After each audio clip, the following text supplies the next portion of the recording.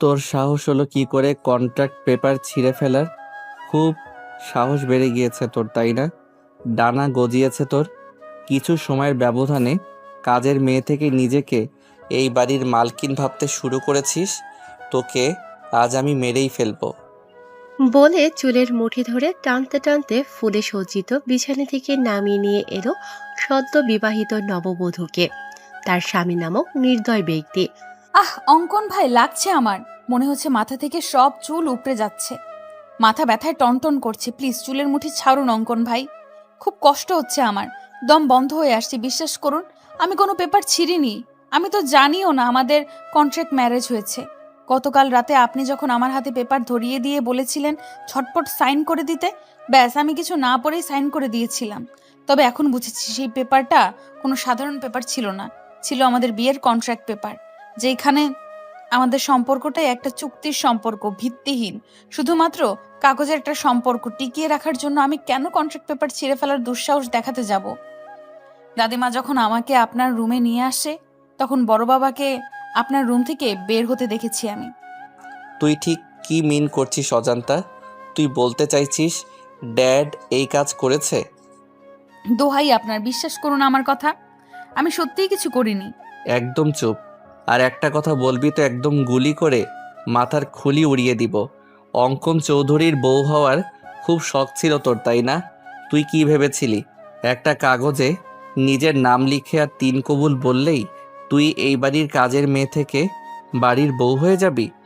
Mom dad সুইটহার্টের মতো আমার উপরও নিজের রাজত্ব দায়ের করতে পারবি? তোর এই আশা কখনো পূরণ হবে না অজান্তা। ভুলে যাস না, তুই এই বাড়ির কাজের মেয়ে, আর সারা জীবন কাজের মেয়ে হয়েই থাকবি। তোর মতো নর্দমার কীট অঙ্কন চৌধুরীর পায়ের তলায় থাকার যোগ্য বুকে নয়। না জানি কার না কার পাপের ফসল মম ড্যাড আমাদের বাসায় এনে রেখেছে, যেন এটা কোনো আশ্রয় কেন্দ্র। ইস, নেম প্লেটে চৌধুরী মঞ্জিল না লিখে আশ্রয় মঞ্জিল লিখে দিলে বেশ ভালো হতো। এতে তোর মতো হাজারো অজান্তা, নামহীন, পরিচয়হীন বাবা মা ছাড়া মেয়েগুলো এইখানে আশ্রয় নিতে পারত। ড্যাড শুধুমাত্র তোকে আশ্রয় দিয়ে ক্ষান্ত হয়নি, এখন আবার আমার ঘাড়েও ঝুলিয়ে দিয়েছে। আপনি আমাকে যা ইচ্ছা হয় বলুন, মারুন কাটুন, আমি কিচ্ছু বলবো না। কিন্তু আমার বাবা মা সম্পর্কে কোনো বাজে কথা বললে আমি কিন্তু আপনাকে ছেড়ে কথা বলবো না অঙ্কন ভাই। অজান্তার কথা শুনে অঙ্কন ক্ষিপ্ত হয়ে এসে অজান্তার গাল চেপে ধরে বলল, ও রিয়েলি? তুই সিআইডি অফিসার অঙ্কন চৌধুরীকে থ্রেট করছিস, যার নাম শুনে শহরের অলিগলিতে থাকা প্রত্যেকটা ক্রিমিনাল ভয়ে কেঁপে ওঠে? তুই তাকে ভয় দেখাচ্ছিস? ও শিট, আমার তো প্যান্ট ভিজে গেছে রে অজান্তা তোর থ্রেট শুনে। অঙ্কন এমনভাবে অজান্তার গাল চেপে ধরেছে যেন মনে হচ্ছে জল ভেঙে যাবে। অজান্তা কোনো মতে অঙ্কনকে ছাড়িয়ে অশ্রুভেজা নয়নে বলল, হ্যাঁ, স্বীকার করছি আমি অজন্তা। আমার কোনো পরিচয় জানা নেই, কিন্তু আমিও কোনো বাবা মায়ের সন্তান। তাই কথায় কথায় আমার পরিচয় নিয়ে প্রশ্ন তুলবেন না অঙ্কন ভাই। আমি সত্যি আপনার মতো একজন সৎ ন্যায়বান সিআইডি অফিসার, যাকে এই তরুণ প্রজন্মের ছেলেমেয়েরা নিজের আইডল মনে করে, তার মতো একজন হতে চাই, যাকে নিয়ে প্রেস মিডিয়ার লোকজনদের গঞ্জনার শেষ নেই। অন্তত তার মুখ থেকে এমন কুরুচিপূর্ণ কথা কখনো আশা করিনি। তারা হয়তো জানে না, তারা যাকে নিজেদের আইডল মনে করে সে সবার সামনে যতটা ভালো মানুষ, ঠিক ততটাই নোংরা, কুৎসিত, অহংকারের জর্জরিত তার ভেতরটা। বাহ বাহ, তোর দেখে খুব উন্নতি হয়েছে অজান্তা। যে অঙ্কন চৌধুরীকে দেখলে ক্রিমিনালদের মতো তোরও কাঁপাকাঁপি শুরু হয়ে যায়। এতগুলো বছর আমাদের বাড়িতে থাকার পরও যার সম্মুখে দাঁড়িয়ে কথা বলতে পারিসনি, আর আজ তুই তার চোখে চোখ রেখে কথা বলছিস? Really I can't believe this. নাকি তুই নিজেকে আমার বউ ভাবতে শুরু করেছিস? বামন হয়ে চাঁদে হাত দেওয়ার স্বাদ থাকলেও সাধ্য নেই আমার। বড় বাবা রাস্তা থেকে তুলে এনে আমাকে নতুন একটা জীবন দিয়েছে। ফ্রিতে খাচ্ছি, থাকছি, পড়ছি, এটাই অনেক। আর কোনো চা পাওয়া নেই আমার। লাইক সিরিয়াসলি, তোর সত্যি আর কোনো চাওয়া নেই? তাহলে মরতে মরতে আমার রুমে কেন এসেছিস তুই? বেরিয়ে যা আমার রুম থেকে, তোকে সহ্য হচ্ছে না আমার। আমাকে নিয়ে যদি আপনার এতই সমস্যা, তাহলে কেন বিয়ে করলেন আমাকে? কেন বিয়ে নামক একটা চুক্তির মিথ্যা সম্পর্কে জড়িয়ে দিয়ে আমার জীবনটা নষ্ট করে দিলেন? কেন অঙ্কন ভাই, কেন? এসব প্রশ্ন আমাকে না করে তোর নিজেকে কর, উত্তর পেয়ে যাবি। ড্রামাবাজ মহিলা, নিজে নাটক সাজিয়ে বড়লোক বাবার একমাত্র ছেলে শহরের নামকরা একজন সিআইডি অফিসারের গলায় ঝুলে পড়ে এখন আবার আমাকে জিজ্ঞেস করছে কেন বিয়ে করলেন। It's all because of you. আমি কোনো না। Stop all this nonsense. Don't say anymore. Just get out from my room. বলেই অঙ্কন অজান্তার হাত ধরে টানতে টানতে দরজার কাছে নিয়ে এসে দেখল দরজা বাহিরে থেকে লক করা। মুহূর্তের মধ্যেই অঙ্কনের হাত মুষ্টিবদ্ধ হয়ে এলো। কপালে চিন্তার স্পষ্ট ছাপ দেখা গেল। নিজের রাগ কন্ট্রোল করতে না পেরে দরজায় পরপর 2-3টা লাথি মেরে দিয়ে বলল, ড্যাম ইট, কার এত বড় সাহস হলো আমার রুম বাইরে থেকে লক করার? অঙ্কনের কর্মকাণ্ডে আতঙ্ক হয়ে অজান্তা বলল, আপনি দয়া করে শান্ত হন অঙ্কন ভাই। আমি বড় মা বা দাদিমাকে ডাকছি, তারা এসে দরজা খুলে দিলে আমি এক্ষুনি বেরিয়ে যাব রুম থেকে। অজান্তা সবে বড় মাকে ডাক দিতে যাবে তার আগেই অঙ্কন ড্রয়ার থেকে একটা পিস্তল বের করে অজান্তার কপালে ঠেকিয়ে বলল, ভুলেও এই কাজ করতে যাবি না অজান্তা। এই 4 দেয়ালের মধ্যে যা হয়েছে, ভুলেও যদি মম, ড্যাড বা সুইটহার্টের কর্ণপাত হয়ে ট্রাস্ট মি, একদম গুলি করে তোর মাথার খুলি উড়িয়ে দিব। তারা যেন ঘুণাক্ষরেও আমাদের কন্ট্রাক্ট ম্যারেজের বিষয়ে, এমনকি আমাদের মধ্যকার দূরত্ব বুঝতে না পারে। অজান্তা চোখের পানি মুছে ঠোঁটে তাচ্ছিল্যের হাসি ঝুলিয়ে বলল, ড্রামাবাজ আমি না অঙ্কন ভাই, ড্রামাবাজ তো আপনি। নিজেকে কি অমায়িকভাবে প্রেস, মিডিয়া, পরিবারের সদস্যদের কাছে উপস্থাপন করেন, অথচ সামান্য একটা মেয়েকেই সম্মান দিতে জানেন না। আবার বলছেন আপনি যেভাবে সবার সামনে ভালো মানুষ হয়ে থাকার নাটক করেন, ঠিক একইভাবে আমাকেও আপনার পরিবারের সদস্যদের সামনে সুখী কাপলের নাটক করতে। এসব নাটক আপনার সাথে যায় অঙ্কন ভাই, আমার মতো কাজের মেয়ের সাথে না। লিসেন, তোর ওই নন স্টপ বকবক শোনার টাইম বা ইচ্ছা কোনোটাই আমার নেই। তুই বিছানায় বসে আমার বিছানা নোংরা করে দিয়েছিস, এখন ঝটপট বেডশিট চেঞ্জ করে দিয়ে আমার চোখের সামনে থেকে সরে যা। অজান্তা বেডশিট চেঞ্জ করে দিয়ে বলল, আপনি নিজেই তো দেখলেন দরজা বাইরে থেকে লক করা, তাহলে আমি রুমের বাইরে যাব কিভাবে? আর কোথায় বা ঘুমাবো আমি? None of my business. বলে অঙ্কন লাইট অফ করে শুয়ে পড়ল।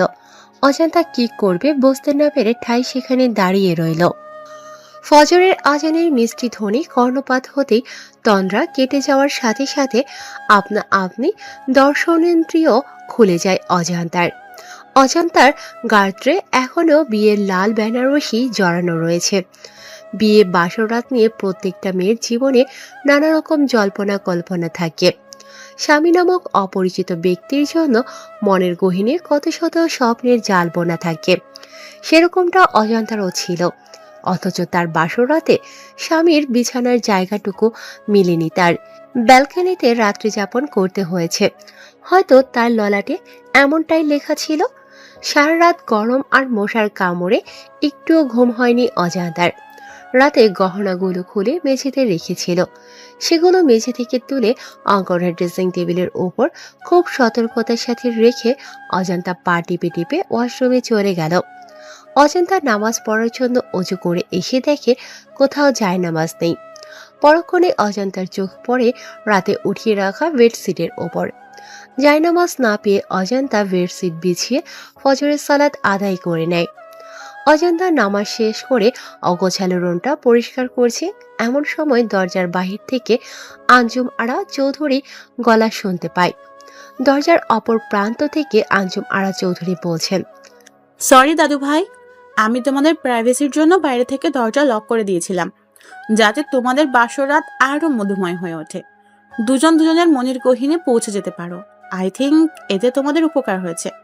দরজা লক খুলে দেওয়া হয়েছে, ফ্রেশ হয়ে তাড়াতাড়ি নিচে এসো, সবাই অপেক্ষা করছে নবদম্পতির জন্য। দরজা খোলা পেয়ে অজান্তা নিজের রুমে চলে আসে চেঞ্জ করার জন্য।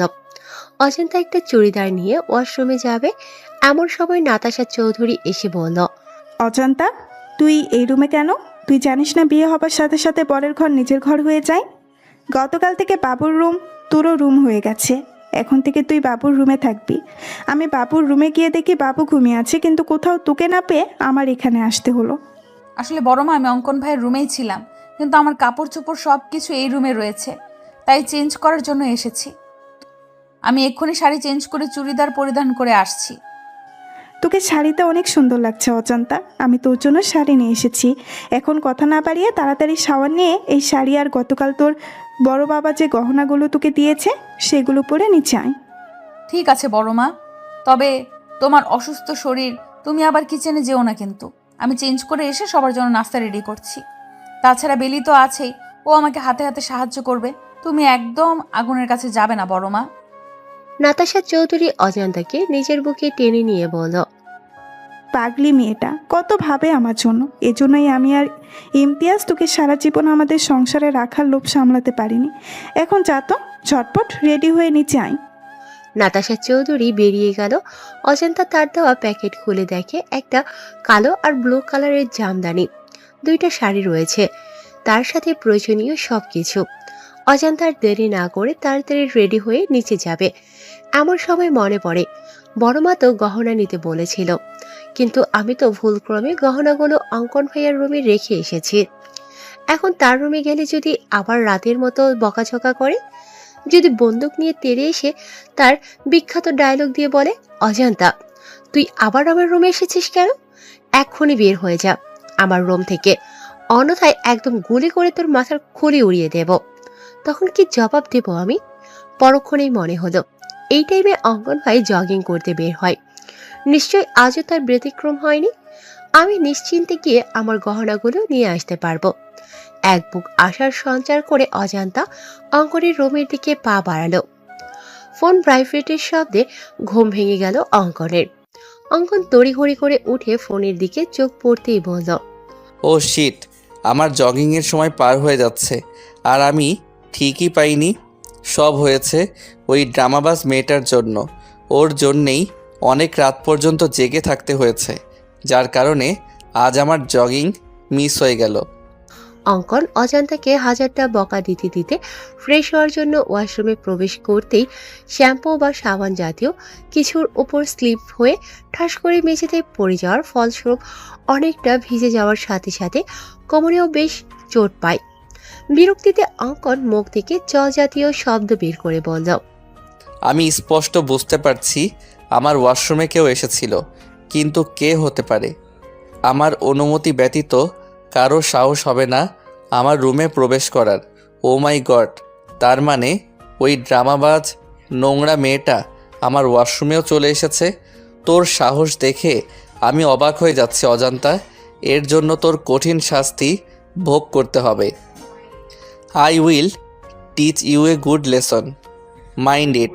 একে তো তোর জন্য আজকে জগিং করতে যেতে পারিনি, এখন আবার কোমরে ব্যথা পেতে হলো, আবার ভিজেও গিয়েছি। এখন তো শাওয়ার না নিয়ে বেরো হতে পারবো না, কিন্তু টাওয়েল তো আনিনি। অঙ্কন তাওয়াল নিতে আসবে এমন সময় রুম থেকে কারো পায়ের শব্দ শুনতে পেল। অঙ্কন ভাবছে নিশ্চয়ই সুইটহার্ট এসেছে। সে ওয়াশরুম থেকে হাঁক ছেড়ে বলল, সুইটহার্ট মাই ডার্লিং, আমার টাওয়েলটা একটু দিয়ে যাও তো। অজান্তা ভেবেছিল অঙ্কন ভাই নিশ্চয়ই রুমে থাকবে না। এই আশায় তার গহনাগুলো নেয়ার উদ্দেশ্যে অঙ্কনের রুমে এসে হাজির হয়েছিল, কিন্তু ওয়াশরুম থেকে তীব্র আওয়াজ শুনে বুঝতে পারে তার ধারণা ভুল। সে হাড়ে হাড়ে টের পাচ্ছে, যেখানে বাঘের ভয় সেখানেই সন্দেহ হয়। এই প্রবাদটার মানে অজান্তা তড়িঘড়ি করে গহনাগুলো নিয়ে রুম থেকে বের হতে যাবে, তার আগে আবারও শুনতে পায়, সুইটহার্ট, কোথায় গেলে তুমি? দাও না আমার টাওয়েলটা। আমার কিন্তু শুধুমাত্র একটা হাফ প্যান্ট পরা। তুমি কি চাচ্ছ আমি হাফ প্যান্ট পরে তোমার সামনে আসি? তুমি টাওয়েল না দিলে আমি সত্যি সত্যি এই অবস্থায় তোমার সামনে চলে আসব। অজান্তা এদিক সেদিক তাকিয়ে বলল, দূর, কি মুসিবতে পড়ে গেলাম। এখন কি করব আমি? আমার কি তাকে সাহায্য করা উচিত? তাছাড়া অঙ্কন ভাই মনে করেছে রুমে তার সুইটহার্ট এসেছে, তাই আমি যদি টাওয়াল দিয়ে আসি তাহলে সে ভাববে সুইটহার্টই দিয়েছে। অজান্তা আকাশ কুসুম চিন্তা করে তাওয়াল নিয়ে দরজায় নক করল। অঙ্কনের মাথায় দুষ্টু বুদ্ধি চেপে বসে। অঙ্কন মুচকি হেসে বলে, সকাল সকাল সুইটহার্টের প্রেমের বইটা খুলে দিয়ে তাকে প্রেমের অতল সাগরে ভাসিয়ে নিয়ে গেলে কেমন হবে ব্যাপারটা? নিশ্চয়ই খুব বকা দিবে আমাকে, আমার কান মলে দিবে। দিক না, আমিও তো এমনটাই চাই। আমি আবারও সুইটহার্টের আগের মতো শাসন, আদর, ভালোবাসা পেতে চাই। বড্ড মিস করি শাসনগুলো। সে আদর, ভালোবাসা, শাসন পেতে আমাকে যদি এতটুকু দুষ্টুমি করতে হয়, করব আমি।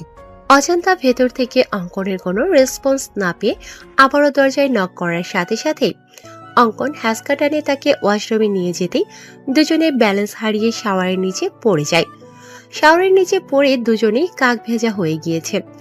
অঙ্কন অজান্তার দিকে তাকিয়ে ভাবছে, শুনেছি বাঙালি মেয়েদের নাকি বিয়ের পরে সৌন্দর্য শতগুণ বেড়ে যায়। অজান্তার ক্ষেত্রেও তাই হয়েছে। হয়তো হয়েছে আজকে সম্পূর্ণ অন্যরকম লাগছে, মনে হচ্ছে নতুন কোনো অজান্তাকে দেখছে। কিন্তু কেন? তখনই অঙ্কনের চোখ যায় অজান্তার নোজপিনের দিকে। অঙ্কন বুঝতে পারে অজান্তার সৌন্দর্যের বৃদ্ধির কারণ তার নোজপিন, যা এতদিন তার নাকে ছিল না। হঠাৎ করে নাকফুল পড়েছে, যার কারণে তাকে সম্পূর্ণ অন্যরকম লাগছে। পরক্ষণে অঙ্কন কি হচ্ছে বুঝতে পেরে তড়িঘড়ি করে অজান্তার ওপর থেকে উঠে অজান্তাকে বলল, হাউ ডেয়ার ইউ! তোর সাহস হলো কি করে পারমিশন ছাড়া আমার রুমে প্রবেশ করার? নাকি আমার হাতে মরার স্বাদ জেগেছে তোর? দিব নাকি গুলি করে মাথার খুলি উড়িয়ে? অজান্তা মনে মনে বলল, দাদিমা সব সময় একটা কথা বলে, নরম মাটিতে নাকি কেঁচো লাগে বেশি। তাই আমি যত অঙ্কন ভাইয়ের সামনে দুর্বলতা প্রকাশ করব, অঙ্কন ভাই তত আমাকে আঘাত করবে, অপমান করবে, যেমনটা গতকাল রাতে করেছিল। অজান্তা নিজেকে সংযত করে বলল, আমি ইচ্ছে করে এসেছি নাকি? আপনি নিজেই বারবার টাওয়াল চাচ্ছিলেন, তাই বাধ্য হয়ে আমার আসতে হয়েছে। তুই কি সুইটহার্ট?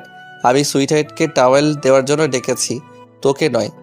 আমি তো আপনার উপকার করতে এসেছিলাম, কিন্তু আপনি যে আমার হাত ধরে টেনে ভেতরে নিয়ে আসলেন, আমাকে ভিজিয়ে দিলেন, এই বেলায় কিছুই না।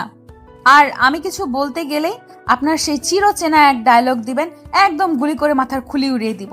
বলি কি, এ পর্যন্ত কয়টা মানুষের গুলি করে মাথার খুলি উড়িয়ে দিয়েছেন? তোর সাহস দেখে সত্যি আমি অনেক অবাক হয়ে যাচ্ছি।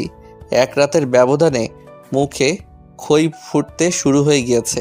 রাতেও তোর চোখে মুখে আমি ভয়ের স্পষ্ট ছাপ দেখতে পেয়েছি, বাট এখন সেই ভয়ের ছাপ নেই। এক রাতেই এত চেঞ্জ? আপনি বাঘ না ভাল্লুক যে আপনাকে ভয় পেতে হবে? হ্যাঁ, আগে ভয় পেয়েছি, কারণ তখন আপনি অন্য পুরুষ ছিলেন, আর এখন আপনি বিয়ে করা বর। আমার বিয়েটা যেইভাবেই হোক হয়েছে তো। বড়মা বলেছে বিয়ের পরে বরের সবকিছু নিজের হয়ে যায়, তাই এটা যেমন আপনার রুম তেমনি আমারও রুম। আর নিজের রুমে প্রবেশ করতে যদি অনুমতি নিতে হয়, তাহলে আপনিও আমার থেকে অনুমতি নিয়ে রুমে প্রবেশ করবেন। অঙ্কন কিছু বলতে যাবে তার আগেই রুম থেকে আলিশা হাঁক ছেড়ে বলল, অজান্তা আপু, অঙ্কন ভাইয়া, তোমরা কি করছো ওয়াশরুমে? মাই গড, তোমাদের কি রুমে জায়গা কম পড়েছে যে ওয়াশরুমে গিয়ে রোমান্স করতে হচ্ছে? তোমাদের রোমান্স শেষ হলে তাড়াতাড়ি নিচে আসো, সবাই তোমাদের জন্য অপেক্ষা করছে। আলিশার সাড়া পেয়ে অজান্তা নিজের রুমে গিয়ে চেঞ্জ করে অন্য একটা শাড়ি পরে নিচে এসে দেখে সবাই ব্রেকফাস্ট না করে তাদের জন্য অপেক্ষা করছে। অজান্তা ডাইনিং টেবিলে এসে দেখে হরেক রকমের রেসিপি রান্না হয়েছে, যার মোমো গন্ধে পুরো বাড়ি ছড়িয়ে গিয়েছে। অজান্তা মেকি রাগ দেখিয়ে নাতাশা চৌধুরীকে বলল, তোমাকে বারণ করেছিলাম বড়মা কিচেনে যাবে না, তবু কেন অসুস্থ শরীর নিয়ে রান্না করতে গেলে? তাছাড়া ব্রেকফাস্টে তো ভারী কোনো খাবার খাওয়া হয় না, তাহলে আজ ঘটা করে এত আয়োজন কেন? তোকে হয়তো আমি গর্ভে ধারণ করিনি, কিন্তু সেই ছোটবেলা থেকে মায়ের আদর দিয়ে তোকে বড় করেছি। সেই ছোট্ট মেয়েটা আজ নতুন জীবনের সূচনা করেছে, তার খুশির জন্য আমার এইটুকু কষ্ট কিছুই না। সাধারণত বিয়েতে কত বড় আয়োজন করা হয়, আমরা তো সেই ধরনের কিছুই করিনি, তাই নিজের সামান্য কিছু ট্রাই করেছি। অবশ্য আমি একা করিনি, আলিশা বেবিও সাহায্য করেছে আমাকে। অজান্তা নাতাশা চৌধুরীকে জড়িয়ে ধরে বলল, তোমাকে জড়িয়ে ধরলে কেন আমি মায়ের ফিল, আমার মায়ের গন্ধ পাই বড়মা? কেন মনে হয় তুমি আমার গর্ভধারিণী মা? তুই আমার নিচের পেটের মেয়ে, তাই হয়েছে শান্তি। এবার কথা না বাড়িয়ে তাড়াতাড়ি খেতে বস, আমি তোদের তিনজনকেই নিজের হাতে খাইয়ে দিব। কিন্তু বাবু এখনো আসছে না কেন? মম, ওই যে দেখো ভাইয়া চলে এসেছে, এখন তাড়াতাড়ি খেতে দাও তো, খুব খিদে পেয়েছে। ব্রেকফাস্টে আজ এত এত খাবার খেতে পারবো কখনো ভাবিনি। এইসব কিছু হয়েছে অজান্তা আপুর জন্য। ধন্যবাদ আপু। হয়েছে, আর এত ধন্যবাদ দিতে হবে না। অঙ্কন চেয়ার টেনে আর চোখে অজান্তার দিকে তাকিয়ে বলল, সকাল সকাল ড্রামা শুরু করে দিয়েছে, ড্রামাবাজ মহিলা একটা। অঙ্কন বসা মাত্রই আঞ্জুমারা চৌধুরী অঙ্কনকে ফিস ফিস করে বলল, হোয়াট হ্যাপেন দাদু ভাই? সকাল সকাল দুজনেরই চুল ভেজা, দাল মে কুছ কালা হ্যায়। অঙ্কন মাথা চুলকাতে চুলকাতে বলল, তুমি যেরকম ভাবছো সেরকম কিছুই হয়নি সুইটহার্ট। এরকম দিন আমিও পার করে এসেছি দাদু ভাই। চুলে পাক এমনি এমনি ধরেনি। বিয়ের পরের কয়েকটা মাস হচ্ছে মধু মাস। মধুরাজা তার মধুরানীর থেকে মধু সংগ্রহ করবে, এটাই স্বাভাবিক। এতে এত লজ্জা পাওয়ার কি আছে? অঙ্কন প্রসঙ্গ পরিবর্তন করতে বলল, মম কোথায় সুইটহার্ট? তাড়াতাড়ি ব্রেকফাস্ট দিতে বলো তো, আমার একটু তাড়া আছে, বেরোতে হবে আমাকে। বিয়ের পরের দিনই নতুন বউ ছেড়ে কোথায় যাবে দাদু ভাই? ইনভেস্টিগেশনে যেতে হবে সুইটহার্ট। তুমি তো ছুটিতে রয়েছো, তাহলে আবার ইনভেস্টিগেশনে কেন? নতুন নতুন বিয়ে করছো, কোথায় বউকে একটু সময় দিবা, আদর আহ্লাদ করবা, তা নয়তো সেই ছুটছো ইনভেস্টিগেশনে। অন্য অফিসার তো আছে, তারা ঠিক সামলে নিবে। তোমাকে আজ কোথাও যেতে হবে না। গ্রাম থেকে কিছু মেহমান আসবে, বিকালে ছোটখাটো প্রভাতের অনুষ্ঠানের আয়োজন করা হয়েছে। তুমি কোথাও যাচ্ছ না, বাস। এমনটা হয় না সুইটহার্ট, থানায় 4টা মিসিং ডায়েরি এসেছে বাচ্চা নিখোঁজ হওয়ার, যার ইনভেস্টিগেশনের সম্পূর্ণ দায়িত্ব পড়েছে আমাদের সিআইডি টিমের উপর। আর ডিপার্টমেন্টের আমি একজন সিনিয়র সিআইডি অফিসার হয়ে হাত পা গুটিয়ে বাড়ি বসে থাকতে পারি না সুইটহার্ট। একটার পর একটা বাচ্চা নিখোঁজ হচ্ছে এতিমখানা থেকে, আর আমাদের সন্দেহ এতিমখানার সাথে জড়িত কেউ এই কাজ করেছে। হয়তো সে বাচ্চা পাচারকারীদের সাথেও জড়িত। তাই আরও বাচ্চা মিসিং হওয়ার আগেই আমাদের অপরাধীদের ধরতে হবে। নাতাশা চৌধুরী কিচেন থেকে পায়েসের বাটি নিয়ে আসছিল ডাইনিং এর দিকে। এমন সময় এতিমখানার কথা শুনে অঙ্কনকে জিজ্ঞাসা করল, কোথায় যাবি বাবু? তুই না ছুটি নিলি? কুসুমপুর এতিমখানায় মম। কুসুমপুর এতিমখানার কথা শুনে নাতাশা চৌধুরীর হাত থেকে পায়েসের বাটির নিচে পড়ে বাটিতে থাকা পায়েস মেঝেতে ছড়িয়ে ছিটিয়ে যায়। তুমি শুধু শুধু টেনশন করছো বৌমা। তুমি যেরকম ভাবছো সেরকম কিছুই হবে না। দেখো আম্মা, কুসুমপুর এতিমখানায় গিয়ে যদি বাবুর অতীত তার সামনে চলে আসে, বাবু যদি ওর নিজের সম্পর্কের সবটা জেনে যায়, আর যদি আমাদের ভুল বুঝে দূরে সরে যায়, তখন কি নিয়ে বাঁচবো আমি? তুমি অযথা টেনশন করছো। তাছাড়া তুমি কোনো অন্যায় তো করোনি। তোমার প্রয়োজন ছিল একটা সন্তানের, আর দাদু ভাইয়ের প্রয়োজন ছিল একটা পরিবার, মা বাবা। দাদু ভাই একটা পরিবার পেয়েছে, তুমি পেয়েছো একটা সন্তান। যদিও তুমি দীর্ঘ 8 বছর পরে একটা মৃত সন্তান জন্ম দিতে সক্ষম হয়েছিলে, কিন্তু সে তো আর পৃথিবীর আলো দেখতে পারেনি। না না আম্মা, আমি মৃত সন্তান জন্ম দেইনি। যদিও চেক আপ করে আমাকে বলা হয়েছিল আমার ছেলে সন্তান হবে, কিন্তু আমার স্পষ্ট মনে আছে যখন আমার জ্ঞান ছিল আমি কন্যা সন্তানের কান্নার আওয়াজ পেয়েছিলাম। অর্থাৎ আমি কন্যা সন্তানের জন্ম দিয়েছিলাম, কিন্তু যখন আমার জ্ঞান ফিরে আসে নার্স আমার কাছে একটা মৃত ছেলে সন্তান দেয় আর বলে আমি মৃত সন্তান জন্ম দিয়েছি। আমি আগেও আপনাদের বলেছি আম্মা, কিন্তু আপনারা কেউ আমার কথা বিশ্বাস করেননি। উল্টো আমাকে সন্তান হারানোর বেদনায় মানসিক রোগী বলেছেন। বিশ্বাস করেন আম্মা, আমার সত্যিই মেয়ে হয়েছিল, কিন্তু জানি না কার নজর লেগেছিল আমার মেয়ের উপর, আমার পরিবারের উপর। তারা আমার মেয়েকে সরিয়ে তার জায়গায় একটা মৃত ছেলে সন্তান দিয়ে দিল। আর ইমতিয়াজও ভেবেছিল আমি হয়তো 8 বছর পর কোনো মৃত সন্তান মেনে নিতে পারিনি, তাই উল্টাপাল্টা বকেছি, যার কারণে ইমতিয়াজও আমার মেয়েটার কোনো খোঁজ করেনি। বলে কান্নায় ভেঙে পড়লেন নাতাশা চৌধুরী। এখন আর এসব বলে কি লাভ বৌমা? যা হবার হয়েছে। এখন বেশি না বকে তুমি একটু বিশ্রাম নাও।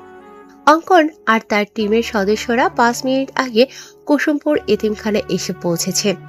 এতিমখানায় প্রায় 300-400 বাচ্চা রয়েছে, যার পরিচালনার দায়িত্ব নিয়েছেন স্থানীয় এলাকার চেয়ারম্যান রওনক হোসেন, এবং তার সাথে কিছু ফাউন্ডেশন যুক্ত রয়েছে, যা থেকে এতিমখানার বাচ্চাদের জন্য বিভিন্ন অনুদান আর্থিক সহায়তা প্রদান করা হয়।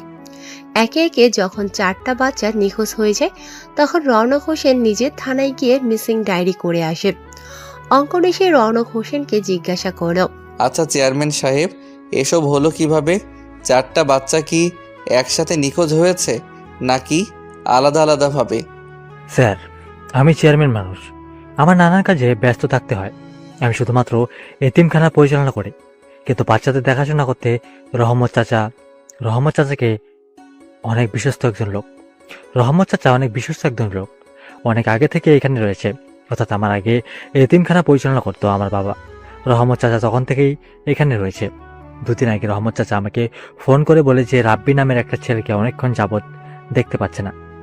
পরে নাকি বেলা জানায় সকাল 10টা নাগাদ রাব্বির দুঃসম্পর্কের কোনো মামা এসে রাব্বিকে নিয়ে গিয়েছে, তবে বিকালের মধ্যে এসে রাব্বিকে আবার দিয়ে যাবে। কিন্তু রাব্বি আর ফিরে আসেনি। বিকাল করে সন্ধ্যা হয়ে যায়, কিন্তু আর যখন সবাই রাব্বিকে খুঁজতে ব্যস্ত হয়ে পড়ে তখন আলিফ নামের ছেলেটা নিখোঁজ হয়ে যায়। 1 মিনিট চেয়ারম্যান সাহেব, এই বেলাকে?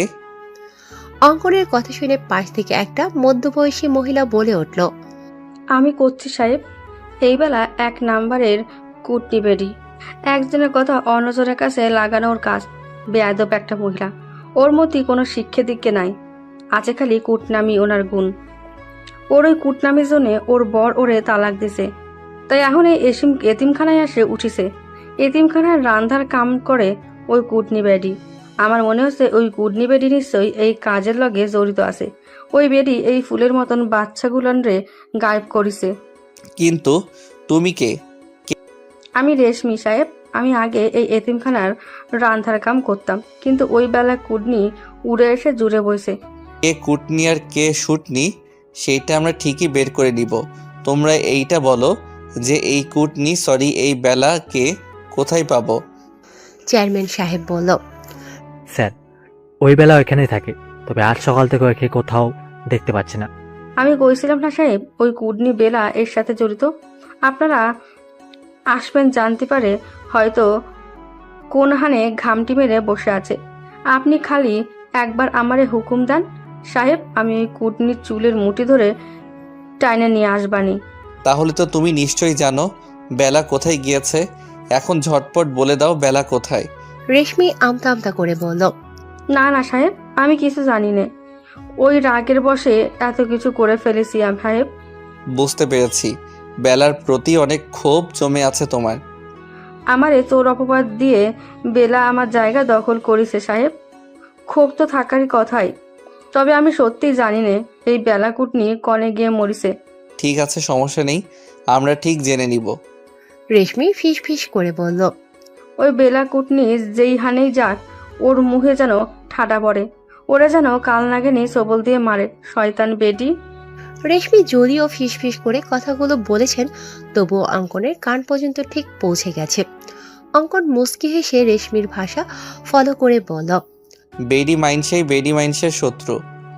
আজ বিকেলে ছোটখাটো বৌভাতের অনুষ্ঠানের আয়োজন করার কথা ছিল, কিন্তু অঙ্কন না থাকায় অনুষ্ঠান ক্যান্সেল করা হয়েছে। অজান্তা অঙ্কনের ব্যালকনিতে দাঁড়িয়ে রয়েছে। এমন সময় দেখে বেলি তার সমস্ত জিনিসপত্র অঙ্কনের রুমে নিয়ে এসেছে, যা দেখে অজান্তা অনেকটা অবাক হয়ে জিজ্ঞেস করল, এ কি বেলি, তুমি আমার সব জিনিসপত্র অঙ্কন ভাইয়ের রুমে নিয়ে এসেছো কেন? আমি বলেছি। পাশ থেকে নাতাশা চৌধুরী বললেন, এখন থেকে তোর সব কিছু এখানেই থাকবে। নে, তোর কাপড় চোপড় আলমারিতে গুছিয়ে রাখ। বড়মা কি হয়েছে তোমার? তোমাকে এমন লাগছে কেন? চোখ ফোলা, নাক লাল হয়ে আছে, নিশ্চয়ই অনেক কান্না করছো। কিন্তু কেন বড়মা? তোমাকে মাঝে মাঝে দেখি লুকিয়ে লুকিয়ে কান্না করো। কিসের এত কষ্ট তোমার বড়মা? বলো না বড়মা। তোমার কষ্টে আমার ভালো লাগে না, আমার কলেজে ছিঁড়ে বেরিয়ে আসতে চায়। বলো না বড়মা, কি হয়েছে তোমার? নাতাশা চৌধুরী কোনো কথার উত্তর না দিয়ে চুপচাপ রুম থেকে বেরিয়ে আসে। অজান্তা চোখের পানি মুছে তার কাপড় চোপড় আলমারিতে গুছিয়ে রাখছে। এমন সময় একটা ছবির দিকে চোখ পড়তে থমকে যায় অজান্তা। অজান্তা ছবিটা হাতে নিয়ে বলে, আরে এইটা তো আমার নিজেরই ছবি। অজান্তা ভালো করে লক্ষ্য করে দেখে শুধু একটা না, হাজারটা ছবি, যেগুলো দেখে বোঝা যাচ্ছে ছবিগুলো লুকিয়ে তোলা হয়েছে। অজান্তা ভাবছে, অঙ্কন ভাইয়ের আলমারিতে আমার ছবি, তাও আবার লুকিয়ে রাখা হয়েছে। কিন্তু কেন? অঙ্কন ভাই তোমার নিজের ছেলে না, তার সাথে তোমার রক্তের কোনো সম্পর্ক নেই, তাই না বড় মা? কি সব আবল তাবল বকছিস অজান্তা? বাবু আমার নিজের ছেলে, তোকে এসব কথা কে বলছে? এই কাগজটা জানো এটা কিসের কাগজ? জন্ম নিবন্ধনের কাগজ, যেখানে অঙ্কন ভাইয়ের নামের জায়গায় অঙ্কন চৌধুরী নয়, অঙ্কন তালুকদার দেওয়া। আর বাবা তুহিন তালুকদার আর মা নাজমা তালুকদার। আজ যখন তুমি আর দাদিমা গল্প করছিলে তখন সবটা শুনেছি আমি। তখনই আমার মনে সন্দেহ জাগে। আর এই লকারের সমস্ত জিনিস অঙ্কন ভাইয়ের, সেটা আমি আগে থেকেই জানতাম। তাই তুমি যখন ঘুমিয়েছিলে আমি লুকিয়ে তোমার থেকে চাবি নিয়ে এই তালাবদ্ধ ঘরে এসেছিলাম। ব্যাস, এইখানে এসে দুধ কা দুধ পানি কা পানি হয়ে গেল। আমার সমস্ত সন্দেহ দূর হয়ে গেল। এরপরও তুমি নিশ্চয়ই বলবে না যে অঙ্কন ভাই তোমার নিজের ছেলে? হ্যাঁ, বাবুর সাথে আমার রক্তের কোনো সম্পর্ক নেই, কিন্তু নিচে জন্ম না দিলে কি মা হওয়া যায় না? সেই ছোটবেলা থেকে বাবুকে আমি মাতৃ স্নেহ দিয়ে বড় করেছি। আমি ভাবতেও পারি না বাবু আমার রক্ত নয়। কিন্তু তুমি বড় বাবা চাইলেই তো অঙ্কন ভাইকে দত্তক নিতে পারতে। তোর বড় বাবার সাথে আমার রিলেশন করে বিয়ে হয়, যা তোর দাদু মানলেও দাদিমা মেনে নিতে পারেনি। পরে সে সত্য দেয় আমি যদি বিয়ের বছরেই তার বংশের প্রদীপ জ্বালাতে পারি তাহলে সে আমাকে মেনে নিবে।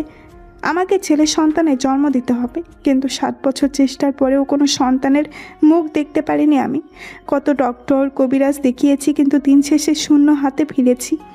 অবশেষে 8ম বছরে আল্লাহ আমার দিকে মুখ তুলে চান। আমি কনসিভ করি, কিন্তু প্রচণ্ড অসুস্থ হয়ে পড়ি। সম্পূর্ণ বেড রেস্টে থাকতে হয়েছিল। যেদিন আমার ডেলিভারি ডেট ছিল সেদিন হঠাৎ ইমতিয়াজের জরুরি একটা কাজ পড়ে যায়। অবশ্য ইমতিয়াজ যেতে চায়নি, আমি আমার উপর ভরসা করে ইমতিয়াজকে জোর করে পাঠিয়েছিলাম। এটুকু বলেই থামলেন নাতাশা চৌধুরী। তারপর কি হলো বড় মা? আমাকে ওটিতে নেওয়া হলো। আমার মেয়ে হয়েছিল, কিন্তু আমাকে বলা হয়েছিল আমার ছেলে সন্তান হয়েছে, তবে জীবিত নয়, মৃত সন্তান। প্রচণ্ড ভেঙে পড়ি আমি। কিছুদিন পরে যখন সুস্থ হই তখন ডাক্তার জানিয়ে দেয় আমি কখনো মা হতে পারবো না। এই কথা শুনে তো দাদিমা ইমতিয়াজকে বলে আমাকে ডিভোর্স দিতে, কিন্তু ইমতিয়াজ আমাকে ডিভোর্স দেয় না। এতে আম্মা ইমতিয়াজের উপরও রেগে যায়। তারপর আমরা কুসুমপুরে এতিমখানায় সন্ধান পাই। সেখানে গিয়ে বাবুকে মনে ধরে আমার। আমি তাকে দত্তক নিতে চাই, কিন্তু তোর দাদিমা নিতে নারাজ ছিল। তার এক কথা, দত্তক নিলে ওই ছেলের ঠাঁই হবে না চৌধুরী মঞ্জিলে। আমার কথা অনুযায়ী বাবুকে দত্তক নিতে পারি না। বাবু তখন বাচ্চা ছেলে ছিল, কিছু বোঝার বয়স হয়নি তখন। ও জানে আমরাই ওর বাবা মা, কিন্তু এখানে থেমে থাকেনি। বাবুকে চৌধুরী মঞ্জিলে আনার পর এতটুকু বাচ্চাকে বারবার প্রাণে মেরে ফেলার চেষ্টা করা হয়েছে। কে বা কারা এমন করেছে আমরা বুঝতেও পারিনি। পরে অনেক চিন্তা ভাবনা করে বাবুকে কানাডা পাঠিয়ে দিই আমার বোনের কাছে। আমার বাবু বিডিতে ফেরার সময় তো তুই চৌধুরী মঞ্জিলে ছিলি। এরপরের ঘটনা তো অজানা নয়। হ্যাঁ, কিন্তু একটা বিষয় আমি কিছুতেই বুঝতে পারছি না। কোন বিষয়? স্কুল কলেজে ভর্তি হওয়ার সময় তো বিভিন্ন কাগজপত্র লাগে, সেখানে অঙ্কন ভাই তার আসল বাবা মার নাম দেখেনি? আমরা টাকা দিয়ে নকল কাগজপত্র বানিয়েছিলাম, যেখানে আমার আর তোর বড় বাবার নাম ছিল। তোর কাছে একটা অনুরোধ, তুই বাবুকে এই বিষয়ে কিচ্ছু বলবি না। কিছু কথা না হয় অজানাই থাক। তুমি চিন্তা করো না বড় মা, আমি অঙ্কন ভাইকে কখনো এই বিষয়ে কিছুই বলবো না। নাতাশা চৌধুরীর অজান্তার কপালে চুমু দিয়ে বলল, রাত 11টা বেজে গিয়েছে, এখন বাবু ফিরল না। ফোনটাও বন্ধ বলছে। জানি না কোথায় আছে এই ছেলেটা। তুমি শুয়ে পড়ো বড় মা, আমি আছি তো। আমি অপেক্ষা করছি অঙ্কন ভাইয়ের জন্য। ঠিক আছে, তুই খেয়ে নে, আর বাবু আসলে খাবার দিস। হ্যাঁ রে বাবা, দিব। তুমি যাও, নিশ্চিন্তে ঘুমিয়ে পড়ো। আচ্ছা, যাচ্ছি আমি। অজান্তা না খেয়ে ডাইনিং টেবিলে রাখা খাবার গুছিয়ে ফ্রিজে রেখে এসে সোফায় বসে অঙ্কনের জন্য অপেক্ষা করতে লাগলো। অপেক্ষা করতে করতে সবে অজান্তার চোখ লেগে এসেছে। এমন সময় কলিং বেল বেজে ওঠে। অজান্তার দরজা খুলে দেখে অঙ্কন এসেছে, কিন্তু তাকে অনেক বিধ্বস্ত দেখাচ্ছে। এলোমেলো চুল, গায়ে পরিধানকৃত শার্ট ও এলোমেলো, লাল চোখ, মনে হচ্ছে কান্না করার ফলে এমন হয়েছে। অঙ্কন দরজার বাইরে থেকে জিজ্ঞেস করলো, এখনো ঘুমোসনি কেন? ছি ছি ছি, অঙ্কন ভাই আপনি সিগারেট খেয়েছেন? এতটা অধপতন ঘটেছে আপনার? মাই লাইফ মাই রুলস, আমার যা খুশি তাই করব। তোর কোনো প্রবলেম আছে? আর তোর প্রবলেম থাকলেও আমার কিছু যায় আসে না। বলে অজান্তাকে ধাক্কা দিয়ে সরিয়ে নিজের রুমে চলে যায় অঙ্কন। অজান্তা দরজা বন্ধ করে দিয়ে কিচেনে গিয়ে 1 গ্লাস ঠান্ডা শরবত করে নিয়ে আসে অঙ্কনের জন্য। কিন্তু রুমে এসে দেখে অঙ্কন রুমে নেই। তিনি ব্যালকনিতে দাঁড়িয়ে দাঁড়িয়ে মনে সুখে সিগারেটের ধোঁয়া ওড়াচ্ছেন। অজন্তা সোজা গিয়ে অঙ্কনের ঠোঁট থেকে সিগারেট টান দিয়ে নিচে ফেলে দিয়ে বলে, কি সমস্যা আপনার? তো কোথায় থাকবে? তোর সব জিনিসপত্র আমার রুমে কেন? আপনি হয়তো জানেন না, কিন্তু আমি ঠিকই জানি। বরের জিনিসপত্র যেখানেই থাকবে, বউয়ের জিনিসপত্র সেখানেই থাকবে। এটাই স্বাভাবিক, তাই না? অঙ্কন কিছু বলার আগেই অজান্তা বলল, অন্য ছেলেরা অফিস থেকে ফিরে বউকে জড়িয়ে ধরে ক্লান্তি দূর করে, কিন্তু আপনি তো সাধু সন্ন্যাসী, বউয়ের ধারে কাছেও ঘেঁষবেন না। তাই আপনার জন্য ঠান্ডা শরবত করে এনেছি, নিন নিন, শরবত পান করে ক্লান্তি দূর করুন। I don't know, no need. অবশ্যই প্রয়োজন আছে। তুই কিন্তু একটু বেশি বকছিস অজান্তা। আমার সামনে থেকে যা, নয়তো একদম গুলি করে মাথার খুলি উড়িয়ে দিব। থাক ভাই, খুলি উড়ানোর কোনো প্রয়োজন নেই। আপনি ফ্রেশ হন, আমি উপরে আপনার জন্য খাবার নিয়ে আসছি। অজান্তা খাবার নিয়ে এসে দেখে অঙ্কন শাওয়ার নিয়ে লুঙ্গি পড়েছে, যা দেখে অজান্তার হাসি কিছুতেই থামছে না। অজান্তাকে হাসতে দেখে অঙ্কন ধমক দিয়ে বলল, ফ্রিতে সার্কাস দেখেছিস নাকি? আপনি লুঙ্গি পরেছেন? আগে তো কখনো আপনাকে লুঙ্গি পরতে দেখিনি। অজান্তা অঙ্কনকে খাবার দিয়ে সেখানেই দাঁড়িয়ে রয়েছে। সেও রাতে খায়নি, মনে হচ্ছে পেটের মধ্যে ক্ষুধায় হরতাল শুরু করে দিয়েছে। অজান্তা ভাবছে, আমাকে একটু খাইয়ে দিলে অঙ্কন ভাইয়ের কি জাতমান চলে যেত। অজান্তার মুখের কথা মুখে থাকতেই অঙ্কন জিজ্ঞেস করলো, কেন, তুই কি চোখে কম দেখিস? লুঙ্গি আমি প্রতি রাতেই ঘুমাতে যাওয়ার আগে পরি। তুই নিশ্চয়ই আমার সাথে ঘুমাস না, যে তাই দেখতে পাবি। আর গরমকালে লুঙ্গি মানেই এসি। লুঙ্গি থাকলে এসি চালানোর কোনো প্রয়োজন হয় না। এখন বেশি কথা না বলে খাবার রাখ আর বিদায় হ। রাতে খেয়েছিস তুই?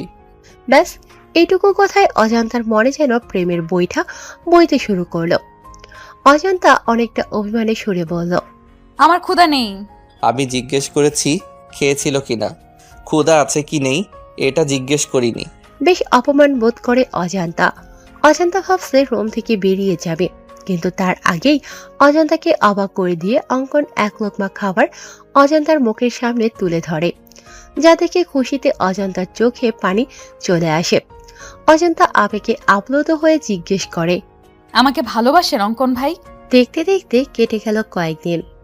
কেসের ইনভেস্টিগেশন চলছে, কিন্তু কাঙ্ক্ষিত কোনো তথ্য বা প্রমাণ এখনো পাওয়া যায়নি। অঙ্কন এতিমখানার সব বাচ্চাদের চকলেট দিয়ে তাদের মনোরঞ্জন করার পর তাদের জিজ্ঞাসা করছে তারা কিছু জানে বা দেখেছে কিনা। এমন সময় অঙ্কনের ফোন বেজে উঠল। অঙ্কন কল রিসিভ করে বলল, হ্যাঁ ঈশান বলো, ওই দিকের কি খবর, কিছু জানতে পেরেছো কি? হ্যাঁ স্যার, এতিমখানা থেকে 3 কিলো দূরে একটা জঙ্গল রয়েছে।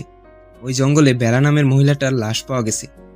আমরা আশেপাশে লোকদের ছবি দেখে জিজ্ঞেস করেছি, তারা নিশ্চিত করেছে এটা বেলার লাশ। মনে হচ্ছে মাথায় আঘাতের ফলে এর মৃত্যু হয়েছে।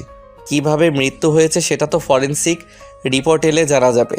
তুমি এক কাজ করো, লাশটাকে ফরেনসিক ল্যাবে পাঠিয়ে দাও। জি স্যার, আমি এক্ষুনি পাঠিয়ে দিচ্ছি। তবে স্যার, একটা বিষয় আমার মাথায় কিছুতেই ঢুকছে না। আমরা তো বেলাকেই সন্দেহ করেছিলাম, আর আশ্চর্যজনকভাবে সেই বেলাই খুন হয়ে গেল। কিন্তু কেন? বেলা নিশ্চয়ই এমন কিছু জানতে পেরেছিল বা দেখেছিল যা খুনির জন্য কাল হয়ে দাঁড়িয়েছিল। ব্যাস, তারা পথের কাঁটা সরিয়ে দিয়েছে।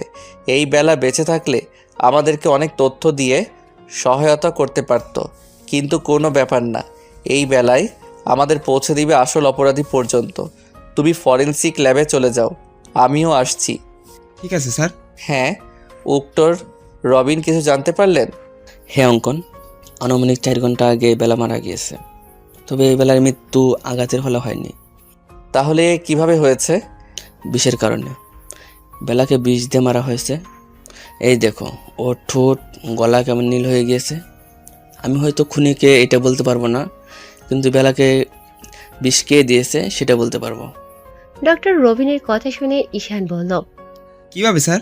এই যে এই পানির বোতলটা, যেটা বেলার লাশের কাছে পড়েছিল, আমি এই বোতলে দুজনের ফিঙ্গারপ্রিন্ট পেয়েছি। যার একটা বেলার ফিঙ্গারপ্রিন্টের সাথে ম্যাচ করছে, আরেকটা ফিঙ্গারপ্রিন্ট হচ্ছে সেই ব্যক্তি যে বেলাকে এই বিষ দেওয়া পানি খেতে দিয়েছিল। অঙ্কন বলল, এবার আমার কাছে বিষয়টা একদম পানির মতো পরিষ্কার হয়ে গেল।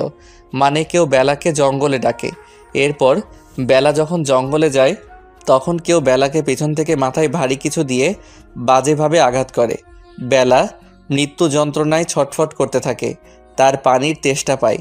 শেষবারের মতো হয়তো পানি খেতে চেয়েছিল, আর তখনই কেউ বেলাকে এই বিষ মিশ্রিত পানির বোতল দেয়, আর যার ফলে বেলার মৃত্যু ঘটে। একদম ঠিক বলেছ অঙ্কন, বেলার সাথে এমনটাই হয়েছে। ফিঙ্গারপ্রিন্ট যখন পাওয়া গিয়েছে, খুনিকেও খুব সহজে আমরা ধরে ফেলব। কাল সকালে আবারও আমাদের কুসুমপুর এতিমখানায় যেতে হবে। ওই এতিমখানাতেই লুকিয়ে রয়েছে সব রহস্যের সমাধান। অফিসের কাজ শেষ করে বাড়ি ফেরার সময় অঙ্কন দেখল একজন ঝালমুড়ি বিক্রেতা ঝালমুড়ি বিক্রি করছে। অঙ্কন ভাবল ড্রামাবাজ মেয়েটা ঝালমুড়ি খুব পছন্দ করে। ঝালমুড়ি পেলে যেন দিন দুনিয়া সব ভুলে যায়। কি সব অখাদ্য গিলে মেয়েটা, সব অখাদ্য খাওয়ার ফলে শরীরের এই অবস্থা। মনে মনে অজান্তাকে 1000টা বকা দিয়ে অঙ্কন 100 টাকার ঝালমুড়ি নিয়ে বাইকের স্পিড বাড়িয়ে দিয়ে তাড়াতাড়ি বাড়ি পৌঁছালো। অঙ্কন ভেবেছিল হয়তো অজান্তা তার ফেরা অবধি অপেক্ষা করবে, কিন্তু কলিং বেল পেয়ে দরজা খুলে দিল নাতাশা চৌধুরী। যা দেখে অঙ্কন বলল, মম, তুমি এখনো জেগে রয়েছো কেন? জেগে না থাকলে দরজা খুলে দিত কে শুনি? কেন, তোমার আদরের মেয়ে অজান্তা কোথায়? অজান্তা বলল যে ওর নাকি শরীর খারাপ লাগছে, তাই আমি ওকে রুমে পাঠিয়ে দিয়েছি। অঙ্কন বলল, শরীর খারাপ টারাপ কিছু না, সব ওর ড্রামা। মানে কি বলতে চাইছিস বাবু? কিছু না মম। ঠিক আছে, ফ্রেশ হয়ে আয়, আমি খাবার দিচ্ছি। ঠিক আছে মম। অঙ্কন রুমে এসে দেখলো অজান্তা ব্যালকনিতে বিছানা করেছে। হঠাৎ অঙ্কনের দিকে চোখ পড়া মাত্রই এক হাত ঘোমটা টেনে দিল, যা দেখে অঙ্কন মুচকি হেসে বলল, বাব্বা, মহারানীর রাগ এখনো কমেনি? অঙ্কন ব্যালকনিতে গিয়ে বলল, কি মজার ঝালমুড়ি রে অজান্তা, আমার জীবনেও এমন মজার ঝালমুড়ি আমি খাইনি। আজ রাতে ঝালমুড়ি দিয়েই ডিনারের কাজ সম্পন্ন করব। ঝালমুড়ির কথা শুনে অজান্তার জিহ্বা লক লক করছে। এমনিতেই ঝালমুড়ি তার খুব পছন্দের। অজান্তা সামান্য একটু ঘোমটা সরিয়ে দেখলো অঙ্কন সত্যি সত্যি ঝালমুড়ি খাচ্ছে। অজান্তার মন চাচ্ছে ছো মেরে অঙ্কনের হাত থেকে ঝালমুড়ি নিয়ে খাওয়া শুরু করতে, কিন্তু না, সে এতটাও নির্লজ্জ নয়। মুহূর্তের মধ্যেই অজান্তার চোখ ভিজে এলো। মনে পড়ে গেল সেদিন রাতের ঘটনা। অজান্তা যখন আবেগে আপ্লুত হয়ে অঙ্কনকে জিজ্ঞেস করেছিল, আমাকে ভালোবাসেন অঙ্কন ভাই? উত্তরে অঙ্কন ভাতের লোকমাটা অজান্তার মুখের সামনে থেকে নিয়ে নিচে খেয়ে ফেলে বলল, সামান্য এক লোকমা ভাত খাইয়ে দিতে চেয়েছি আর ভেবেছিস আমি তোকে ভালোবাসি? থাক, প্রয়োজন নেই তোকে খাইয়ে দেওয়া। এবার নিশ্চয়ই তোর প্রশ্নের উত্তর পেয়ে গেছিস। না, উত্তর পাইনি। আমি আপনাকে জিজ্ঞেস করেছি ভালোবাসেন কিনা, ইয়েস অর নো। তোর প্রশ্নের উত্তর দিতে বাধ্য নই আমি। এই মুহূর্তে তোর মুখও দেখতে ইচ্ছে হচ্ছে না আমার। সরে যা আমার সামনে থেকে। মুহূর্তের মধ্যে অজান্তা কোমল হৃদয় ব্যথিত হয়ে ওঠে। অজান্তা টলমলে চোখে বলল, ঠিক আছে, দেখতে হবে না আমার মুখ আপনাকে। এরপর থেকে অজান্তা অঙ্কনকে এড়িয়ে চলছে, তার সামনেও আসছে না। ভুলবশত চোখাচোখি হয়ে গেলে তৎক্ষণাৎ ঘোমটার আড়ালে নিজেকে লুকিয়ে রাখছে। পুরনো কথা মনে করে ঘোমটার আড়ালে চোখের পানি মুছে নিল অজান্তা, যা অঙ্কনের চোখ এড়ালো না। অঙ্কন অজান্তাকে শুনিয়ে শুনিয়ে বলল, কেউ তো আর ঝালমুড়ি খাচ্ছে না, কি আর করার, আমি নিজেই সবটা খেয়ে ফেলি। অঙ্কনের কথা শুনে অজান্তা সমস্ত লজ্জা ভুলে সো মেরে অঙ্কনের হাত থেকে ঝালমুড়ি নিয়ে দিল এক দৌড়, যা দেখে অঙ্কন হো হো করে হেসে উঠল। রাত 11টা।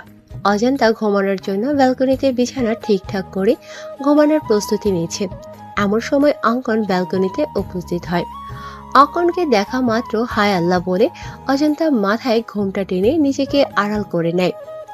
অঙ্কন বিরক্তিতে মুখ থেকে চ জাতীয় শব্দ বের করে বলল, ড্রামাবাজ মহিলা, দয়া করে তোর ড্রামা বন্ধ কর।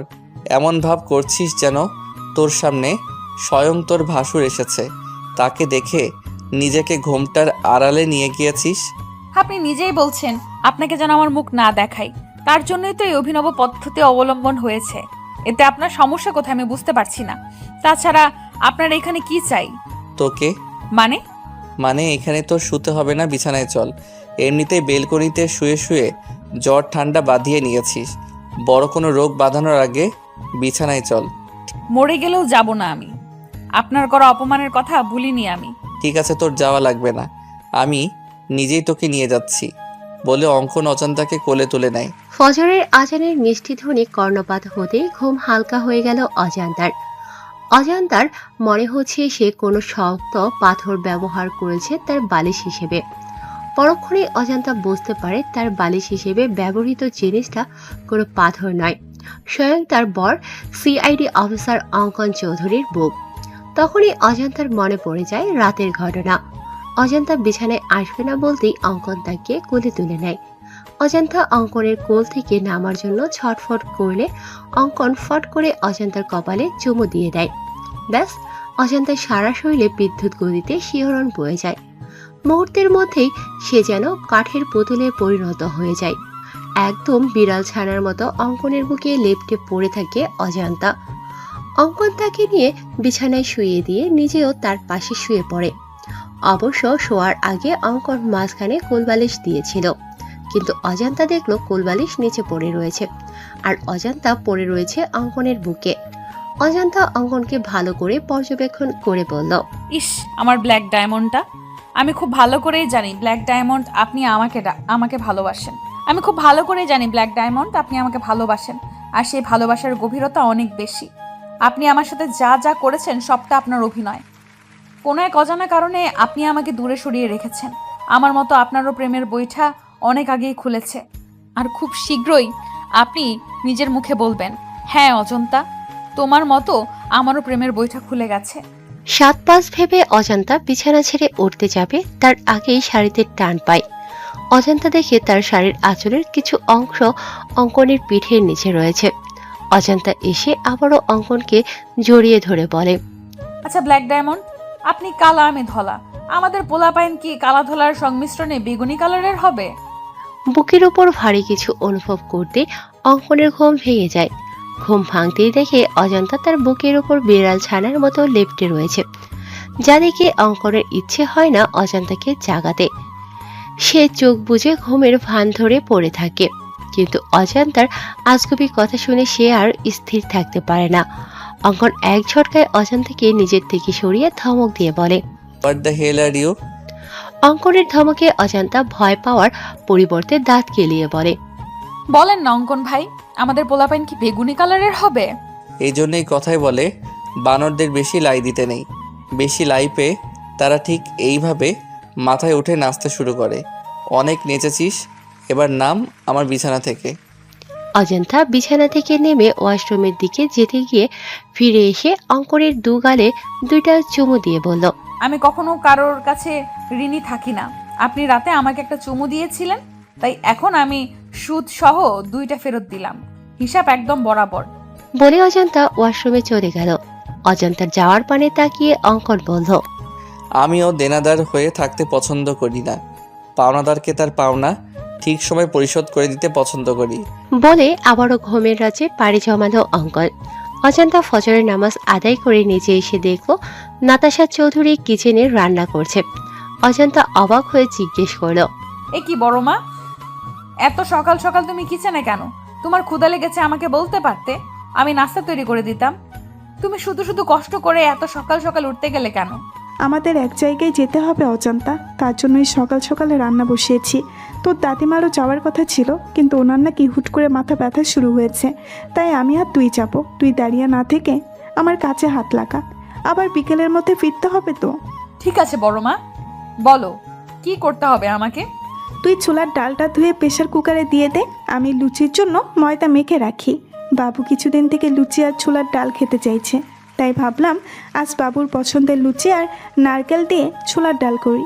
ঠিক আছে বড় মা, তাহলে আজকে সকালের নাস্তা একদম জমে ক্ষীর হবে।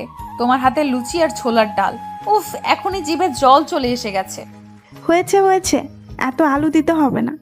অজান্তা আর নাতাশা চৌধুরী রান্না করছে, এমন সময় সেখানে বেলি উপস্থিত হয়। বেলিকে দেখে নাতাশা অজান্তাকে বলল, তুই এখন যা, রেডি হয়ে নে, রান্না প্রায় হয়ে এসেছে, বাকিটা আমি আর বেলি করে নিচ্ছি। ঠিক আছে বড় মা। মম, সকাল সকাল সাজগোজ করে কোথাও যাচ্ছ নাকি? হ্যাঁ বাবু, তোর বিথি আন্টিকে চিনিস না? হ্যাঁ, কি হয়েছে বিথি আন্টির? ও নাকি 2 দিন আগে সিঁড়ি থেকে পড়ে গিয়ে মাথায় পায়ে বাজেভাবে আঘাত পেয়েছে, হসপিটালে ছিল, এখন নাকি একটু সুস্থ, তাই বাড়িতে রেখে ট্রিটমেন্ট করা হচ্ছে। ঠিক আছে, যাও তাহলে, দেখে আসো তোমার বান্ধবীকে। বলছিলাম কি বাবু, তুই কি গাড়ি করে যাবি? না মম, গ্রামে ছোট ছোট রাস্তা, গাড়ি যায় না, বাইকে করে যাব। কেন, কি হয়েছে মম? তোর ড্যাড গাড়ি নিয়ে বেরিয়েছে, এখন আমরা কিভাবে যাব বুঝতে পারছি না। এক কাজ করো মম, বাসে করে চলে যাও। আমিও বাসে করে যাব ভাবছিলাম, কিন্তু অজান্তা তো বাসে জার্নি করতে পারে না, মেয়েটার মাথা ঘুরে বমি পায়। ওর জন্যই তো, না হলে আমার কোনো সমস্যা ছিল না। অজান্তাও যাবে? বলতেই অঙ্কনের চোখ যায় সিঁড়ি বেয়ে নেমে আসা নববধূর দিকে। ফর্সা গায়ে কালো জামদানি শাড়িটা একদম ফুটে রয়েছে, কোমর পর্যন্ত কোকড়ানো চুলগুলো যেন সমুদ্রের ঢেউ খেলে যাচ্ছে। মুখে নেই কোনো ভারী মেকআপ। মেয়েদের চোখে কাজল দিলে মায়াবী লাগে, কিন্তু এই মেয়ে কখনো কাজল পরে না। চোখে আইলাইনার আর ঠোঁটে সামান্য একটু লিপস্টিক, ব্যাস এতেই যেন তার শ্বাস পরিপূর্ণ হয়ে উঠেছে। অঙ্কনের কাছে মনে হচ্ছে সিঁড়ি দিয়ে ফুটন্ত কোনো গোলাপ নেমে আসে। অঙ্কন অজান্তার দিকে তাকিয়ে হুট করে পড়ে উঠল। মম, তোমরা বরং আমার বাইকে চলো, আমি তোমাদের ড্রপ করে দিব। অজান্তা এগিয়ে এসে বলল। আমি আপনার সাথে যাব না ব্ল্যাক ডায়মন্ড। অঙ্কন তেড়ে এসে বলল। বেশি পাকনামি করলে একদম গুলি করে মাথার খুলি উড়িয়ে দিব। আমি বাইরে ওয়েট করছি, তাড়াতাড়ি মমকে নিয়ে আয়। অঙ্কন যাওয়ার পানে চেয়ে অজান্তা ব্যঙ্গ করে বলল। একদম গুলি করে খুলি উড়িয়ে দিব। আসিস গুলি করে খুলি উড়িয়ে দিতে, তোর লুঙ্গি পরা ছবি ভাইরাল করে দিব, হা হা হা। বিথি খন্দকার, পেশায় একজন শিক্ষিকা। তার প্রথম স্বামী অ্যাক্সিডেন্ট করে মারা যাওয়ার পর পারিবারিকভাবে রেদওয়ান নামের একজন বিশিষ্ট শিল্পপতির সাথে বিয়ে হয়। রেদওয়ানের প্রথম স্ত্রী একজন মেয়ে রয়েছে। সে একদম দু চোখে বিথিকে সহ্য করতে পারে না। দুদিন আগে বিথি কলেজে যাওয়ার জন্য তাড়াতাড়ি করে সিঁড়ি বেয়ে নামছিল। হঠাৎ করে কোনো পিচ্ছিল জাতীয় কিছুর উপর স্লিপ করে সে পড়ে যায়, যার কারণে মাথায় ও পায়ে আঘাত পায়। বিথির ধারণা কেউ ইচ্ছাকৃতভাবে তাকে আঘাত করার জন্য এই কাজ করেছে। যদিও সে জানে এই কাজ করেছে, তবুও কিছু না বলে মুখ বুজে সবটা সহ্য করে নিয়েছে। বিথি এখন একটু সুস্থ, যার কারণে বাসায় নিয়ে আসা হয়েছে। তুলি নামের এক নার্সকে রাখা হয়েছে তার দেখভালের জন্য। তুলি তাকে মেডিসিন দিচ্ছে। এমন সময় কলিং বেল বেজে ওঠে। কলিং বেলের আওয়াজ শুনে বিথি বলল। নিশ্চয় কাজের মেয়েটা এসেছে। বিথি উঠতে গেলে তুলি বলল। আরে আরে ম্যাম, আপনি উঠছেন কেন? এখনো পরিপূর্ণভাবে সুস্থ হননি আপনি। আপনি শুয়ে থাকুন, আমি গিয়ে দেখছি কে এসেছে। তোমাকে রাখা হয়েছে আমার দেখভালের জন্য, তুমি বাসার কাজ করবে, এটা কেমন দেখায়? দেখুন ম্যাম, মানুষ মানুষের জন্য। আমি যদি এইটুকু আপনার জন্য না করতে পারি, তাহলে কেমন মানুষ আমি? ঠিক আছে, তাহলে এই খাবারটাও নিয়ে যাও, আমি আর খেতে পারছি না। তুমি বরং খাবারটা বাহিরে ডাস্টবিনে ফেলে দাও, না হলে রেদওয়ান এসে বকাঝকা করবে। কেন খাবার না খেয়ে রেখে দিয়েছি এজন্য। ঠিক আছে ম্যাম। তুলি এক হাতে খাবার প্লেট নিয়ে অন্য হাতে দরজা খুলে নাতাশা চৌধুরীকে দেখা মাত্রই চমকে ওঠে, যার ফলে তার হাতে রাখা খাবারের প্লেট নিচে পড়ে যায়। তুলি এক হাতে খাবারের প্লেট নিয়ে অন্য হাতে দরজা খুলে নাতাশা চৌধুরীকে দেখা মাত্রই চমকে ওঠে, যার ফলে তার হাতে রাখা খাবারের প্লেট নিচে পড়ে যায়। নাতাশা চৌধুরী অবাক হয়ে জিজ্ঞেস করল। এ কি মেয়ে, কি হলো তোমার? আমাকে দেখে এভাবে চমকে উঠলে কেন? চিনো আমাকে? তুলি তৎক্ষণাৎ নাতাশা চৌধুরীর পা জড়িয়ে ধরে বলল। আমাকে আপনি ক্ষমা করে দিন ম্যাম, আমি আপনার সাথে অনেক বড় অন্যায় করেছি, কিন্তু কথায় আছে না, পাপ কখনো বাপকেও ছাড়ে না। আমার ক্ষেত্রেও সেই রকমই হয়েছে। কখন যে আমার করা ক্ষুদ্র ক্ষুদ্র অন্যায়গুলো ধীরে ধীরে পাহাড় সমতুল্য হয়ে গিয়েছিল, আমি টেরও পাইনি। আমার করা পাপের ফল আমার সন্তানেরা ভোগ করছে। এক মায়ের মুখে হাসি ফুটাতে গিয়ে অন্য মায়ের মুখে হাসি কেড়ে নেওয়ার জন্য সৃষ্টিকর্তা আমার নিজের মুখের হাসি কেড়ে নিয়েছে। জানি আমার অপরাধের কোনো ক্ষমা হবে না, তবুও ম্যাম পারলে আমাকে ক্ষমা করে দিবেন। এতগুলো বছর আমি শান্তিতে ঘুমাতে পারিনি। আমার করা অন্যায় আমাকে ঘুমাতে দেয়নি, প্রতিনিয়ত আমাকে কুরে কুরে খাচ্ছিল। অবশেষে আজ আপনার দেখা পেলাম, প্লিজ আমাকে ক্ষমা করবেন ম্যাম। নাতাশা চৌধুরী পা ছাড়িয়ে বললেন। আরে আরে, কি করছো কি তুমি? কি আবল তাবল বকছো?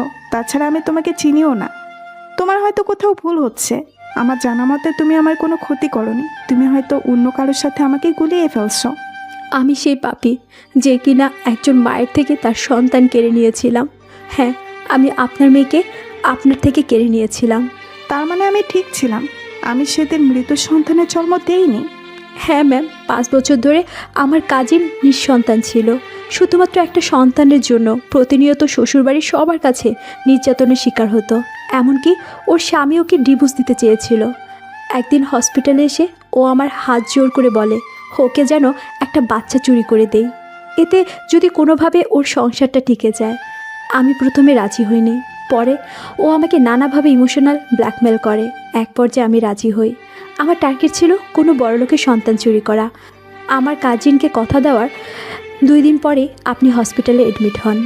খোঁজ নিয়ে জানতে পারি আপনারা অনেক বড়লোক, কিন্তু আপনিও 8 বছর নিঃসন্তান থাকার পরে একটা বাচ্চার মুখ দেখতে যাচ্ছেন। যখন এটা জানতে পারলাম তখন আমার সিদ্ধান্ত থেকে আমি সরে আসি। কিন্তু বিপত্তি ঘটে আপনার মেয়ে হওয়ার পর। ডক্টর যখন সমস্ত ফর্মালিটি পূরণ করে চলে যায়, তখন আমি আর মীরা একজন নার্স থাকি ওখানে। কিছুক্ষণ পরে একজন ওয়ার্ড বয় এসে জানায় মীরাকে নাকি কেউ ডাকছে। মীরা যাওয়ার পর কোথা থেকে একজন মহিলা এসে আমাকে বলে আমি যেন আপনার মেয়েকে সরিয়ে তার জায়গায় কোনো মৃত সন্তান রাখি। ব্যাস, এইটুকু কাজের জন্য যে আমাকে 50,000 টাকা দিতে চায়। টাকা দেখে আমার মধ্যে লোভসত্তা জাগ্রত হয়। একদিকে কাজিনের মুখের হাসি, অন্যদিকে 50,000 টাকা। আমি কিছু না ভেবেই রাজি হয়ে যাই। অবশ্য আমি তাকে জিজ্ঞাসা করেছিলাম মেয়েটাকে সরিয়ে তার কী লাভ হবে। সে বলেছিল আদর ব্যাপারী হয়ে আমি যেন জাহাজের খবর না রাখি। এটাও বলেছিল আমি যদি কারো কাছে এই বাচ্চা চুরির ব্যাপারে কিছু বলি তাহলে আমাকে প্রাণে মেরে দিবে। নাতাশা চৌধুরী চোখের পানি মুছে বলল, তারপর কি হলো? কোথায় আমার মেয়েটা? এখনো বেঁচে আছে কি? আমি আমার কাজিনকে বাচ্চাটা দিয়ে আসি। বাচ্চা পেয়ে অনেক খুশি হয়েছিল মেয়েটা। ভেবেছিলাম হয়তো তার সংসারটা টিকে যাবে, কিন্তু ওর শ্বশুর বাড়ির কেউ বাচ্চাটাকে মেনে নিতে পারেনি। আমার কাজিন বাচ্চাকে নিয়ে শ্বশুর বাড়ি থেকে বেরিয়ে আসে। 3-4 মাস অন্যত্র থাকার পর কিভাবে জানি ওর স্বামী ওদের খোঁজ পেয়ে যায় আর বাচ্চাটাকে মেরে ফেলতে চায়। পরে আমার কাজিন বাচ্চাটার জীবন বাঁচাতে কোনো এক বড়লোকের বাড়ির মধ্যে রেখে আসছিল।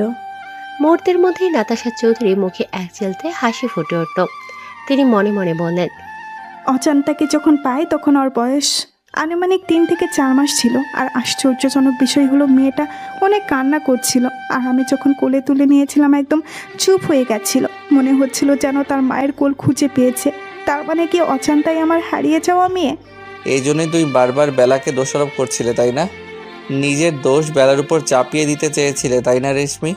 কিন্তু তোমার ছোট্ট একটা ভুল আমাদেরকে খুনি পর্যন্ত পৌঁছে দিল। হয় সাহেব, আমি এসব করছি। আমার পুরাটার বড় অসুখ হয়েছে, চিকিৎসার জন্য মেলা টাহালা প্রয়োজন। কত মানুষের কাছে হাত পাতিছি, কেউ সাহায্য করি নাই। আর মানুষ সবসময় মানুষের দুর্বলতা খোঁজে, দুর্বলতার সুযোগ নিয়ে সুযোগের সৎ ব্যবহার করে, যেমনটা আমার সাথে করছে। আমি যখন টাহাল লই হন্যে হয়ে রাস্তায় রাস্তায় বেড়াচ্ছিলাম, তখন এক বেড়া আমারে কইল আমার পোলার অসুখ সারা সমস্ত খরচ সে বহন করবে, বিনিময়ে আমার বেড়ারে জঙ্গলে নিয়ে যেতে হবে। আপনি নিজেই কোন সাহেব, কোন মা চায় তার কলিজার টুকরোকে চোখের সামনে মরতে দেখতে? আমি কিছু না ভেবেই রাজি হয়ে যাই। ওই বাচ্চাদের যে বেড়া নিয়ে গেছিল সে শিশু পাচারকারীদের সাথে জড়িত ছিল। এটা বেলা পরে বুঝতে পারে। বেলা পুলিশের খবর দেওয়ার হুমকি দেয় তাদের। আর তখনই বেলাকে তারা একটা বন্ধ কামরায় আটকে রাখে। বেলা অনেক চালাক চতুর ছিল, যার জন্য সহজেই তাদের চোখে ধুলো দিয়ে চলে আসে। এইখানে আসার পর বেলা আপনাদের খবর দিতে চায়, কিন্তু তার আগেই আমি ওকে জঙ্গলে নিয়ে যাই। বাকিটা তো আপনারা জানেন সাহেব। নিজের ছেলেকে বাঁচানোর জন্য খুনের মতো এত জঘন্য একটা কাজ করতে একটু বিবেকে বাঁধেনি তোমার? তুমি আমাদেরকে বলতে পারতে, আমরা তোমার বাচ্চার চিকিৎসা করাতাম। আচ্ছা, ওই লোকটা কে ছিল যে বাচ্চাদের নিয়ে গিয়েছিল? আর এসবের পিছনে কে বা কারা রয়েছে কিছু বলতে পারবে তুমি? এসবের পেছনে একজন বেডি মানুষ আছে সাহেব। তুমি শিওর? হ্যাঁ সাহেব, যে বেটা বাচ্চাদের নিয়ে গেছিল সে ফোনে করছিল, মা ওইদিকে সব ঠিকঠাক আছে তো? 2-1 দিনের মধ্যেই বাচ্চাদেরকে পাচার করে দিব, আর বিনিময়ে আমরা কোটি কোটি টাকা পাবো। এই 2 দিন একটু কষ্ট করে তুমি বাচ্চাদের সামনে রাখো মা। বেটার কথা শুনে আমি বুঝতে পারছি এসবের পেছনে তার মা রয়েছে, অথবা যে রয়েছে তাকে সে মা ডাকে। মা থাকুক বা বাবা থাকুক, আমরা ঠিক তাকে ধরে ফেলবো। তবে তুমি যা করেছো এর জন্য তুমিও শাস্তি পাবে। শাস্তির জন্য প্রস্তুত হও রেশমি। মাঝরাতে কোনো কিছুর শব্দে ঘুম ভেঙে যায় অঙ্কনের। পাশে অজান্তাকে না পেয়ে অনেকটা চিন্তিত হয়ে যায় অঙ্কন। অঙ্কন নিচে এসে অজান্তাকে না পেয়ে কি মনে করে ছাদে চলে যায়। ছাদে এসে দেখে কেউ একজন ফিসফিসিয়ে কথা বলছে, যা পুরোপুরি বোঝা যাচ্ছে না। অঙ্কন বোঝার চেষ্টা করে ঠিক কি কথা হচ্ছে।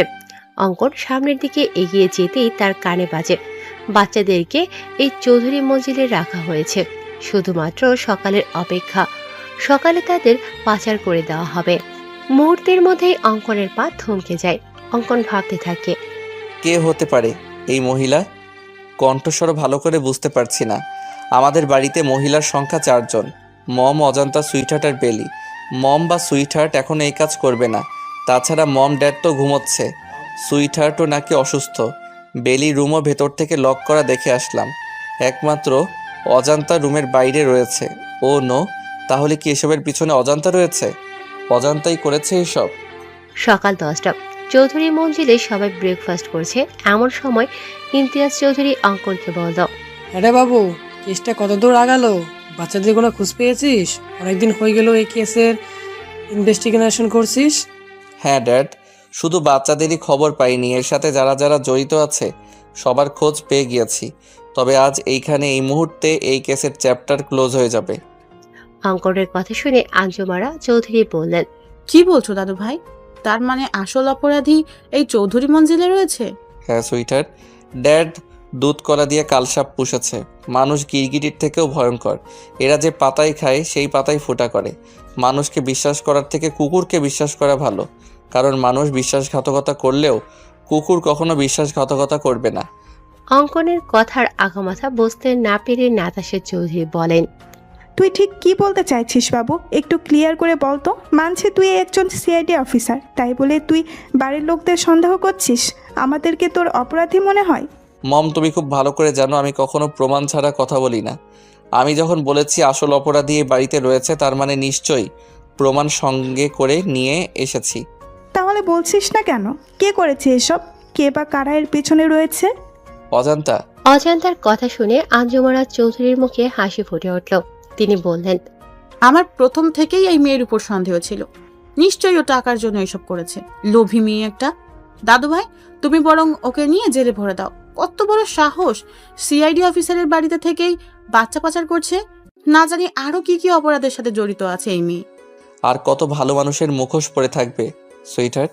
অনেক ভালো অভিনয় করতে পারো তুমি। অমানুষের আড়ালে দিব্যি ভালো মানুষের মুখোশ পরে রয়েছ। তোমার মুখোশ খোলার সময় এসে গিয়েছে তো। এখন ভালোই ভালো তুমি নিজের মুখটা সবটা স্বীকার করবে, নাকি আমি নিজেই? অঙ্কনের বাকি কথা শেষ হওয়ার আগেই আঞ্জুমারা চৌধুরী তোতলাতে তোতলাতে বলল, এসব তুমি কি বলছো দাদু ভাই? আমি এসব করেছি মানে? এই ইমতিয়াজ, কি বলছে এই ছেলে? মাকে অপমান করছে আর তুমি চেয়ে চেয়ে দেখছো? কেমন ছেলে তুমি? হ্যাঁ তুমি করছো সুইটহার্ট। কিভাবে পারলে এমনটা করতে? কিসে কম ছিল তোমার? আমি প্রথমে ভেবেছিলাম এই সব কিছু অজান্তা করেছে, কিন্তু যখন ছাদ থেকে নেমে আসি তখন দেখি অজান্তা কিচেনে রয়েছে। তখনই আমার মনে সন্দেহ জাগে। আমি তোমার রুমে গিয়ে দেখি তুমি নেই। বিছানায় বালিশের গায়ে কাঁথা দেওয়া রয়েছে, যাতে কেউ দেখলে মনে করে তুমি এখানে শুয়ে রয়েছ। আর তুমি যেহেতু আগে থেকে অসুস্থ হওয়ার নাটক করেছো, তাই সবাই ভাববে হয়তো তুমি অসুস্থতার জন্য ভুলে গিয়েছো দরজা লক করতে। তুমি নিজেকে অনেক চালাক মনে করো, তাই না সুইটহার্ট, ওরফে শিশু পাচারকারী দলের লিডার? অঙ্কনের কথা শুনে ইমতিয়াজ চৌধুরী তেড়ে এসে অঙ্কনকে থাপ্পড় দিয়ে বলল, হাউ ডেয়ার ইউ! একটা বাইরের ছেলে হয়ে তোর সাহস হলো কি করে আমার মাকে অপমান করার?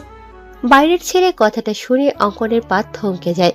পুরুষ মানুষের নাকি কান্না করতে নেই, কিন্তু অঙ্কন হাজার চেষ্টা করেও চোখের পানি আটকাতে পারেনি।